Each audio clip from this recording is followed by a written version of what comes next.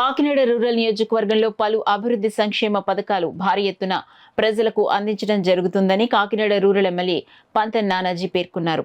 కరప మండల పరిషత్ సర్వసభ్య సమావేశంలో ఎమ్మెల్యే పాల్గొన్నారు. అందులో భాగంగానే కాకినాడ రూరల్ నియోజకవర్గం కరప మండల ప్రజా పరిషత్ కార్యాలయంలో సర్వసభ్య సమావేశం నిర్వహించారు. ఎంపీపీ పెంకే శ్రీలక్ష్మి అధ్యక్షతన జరిగిన కార్యక్రమానికి రూరల్ ఎమ్మెల్యే పంతం నానాజీ ముఖ్య అతిథిగా పాల్గొన్నారు.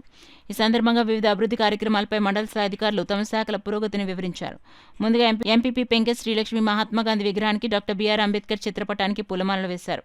ఈ సందర్భంగా ఎంపీపీ పెంకే శ్రీలక్ష్మి ఎమ్మెల్యే పంతం నానాజీ మాట్లాడుతూ కరప మండలంలో అమలు చేస్తున్న సంక్షేమ పథకాల అమలు తీరుని వివరించారు. ఈ కార్యక్రమంలో ఇన్ఛార్జ్ ఎంపీడీఓ శ్రీనివాస్, వివిధ గ్రామాల ఎంపీటీసీలు, సర్పంచ్లు, సొసైటీ అధ్యక్షులు పాల్గొన్నారు. ఒక ఎకరం లేదా 6 ఎకరం దాని ప్రయత్నం మీ అందరి సహకారంతో అది చేస్తానని చెప్పాను.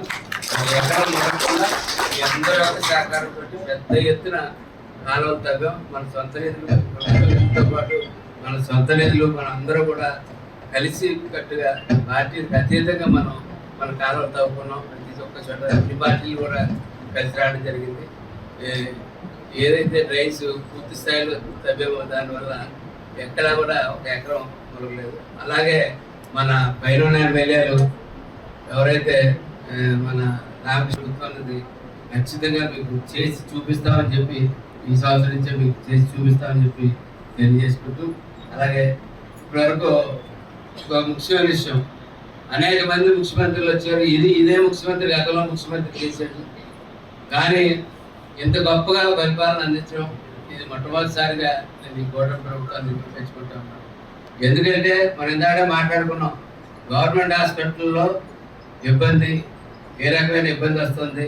వైద్యపరంగా గవర్నమెంట్ హాస్పిటల్లో ఉన్నంత గొప్ప వైద్యం ఎక్కడ ఉండదు, కానీ కోఆర్డినేషన్ లోపల చాలా పెద్ద ఎత్తున ఉంటుంది. అక్కడ ఒక వ్యక్తి పేషెంట్ కన్నా పేషెంట్ కూడా వెళ్ళిన అటెండెంట్ యొక్క బాధలు అంత బాధలు కాదు, అవన్నీ సరిచేసి బయటకు వచ్చి దాని మీద ఒక కమిటీ వేయడం జరిగింది. ఆ కమిటీ ముగ్గురితో కలిపి నేను కనుబాబు కలిపి 5 కమిటీ వేయడం జరిగింది. ఇప్పుడు ఆ 5 మీకు ఎప్పుడు అందుబాటులో ఉంటారు. ఆ ఫోన్ నెంబర్ మీకు ఇస్తాం, మీరు ద్వారా ఖచ్చితంగా వెళ్ళి వాళ్ళ లోపల ఆ సేవను పొందొచ్చు. అది అయిన తర్వాత వేరే చోట మీరు ఆరోగ్యశ్రీలో చేయించుకుంటే కొన్ని కవర్ అవుతున్నాయి, కొన్ని కవర్ అవ్వట్లేదు. మ్యాక్సిమం కవర్ అవడానికి ప్రస్తుతం ప్రభుత్వం అయితే ప్రయత్నం చేస్తూ ఉంది.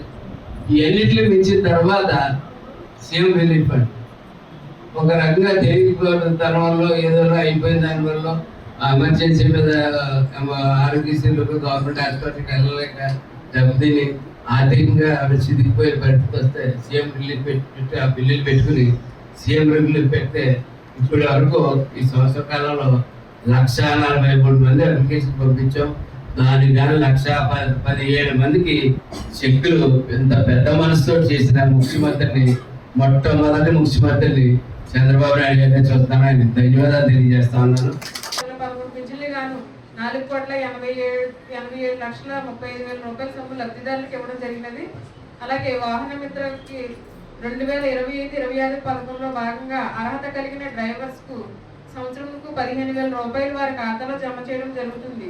ఈ రోజు నుండి అన్ని గ్రామ సచివాలయాలు 2 రోజుల పాటు అప్లికేషన్స్ స్వీకరించబడతాయి.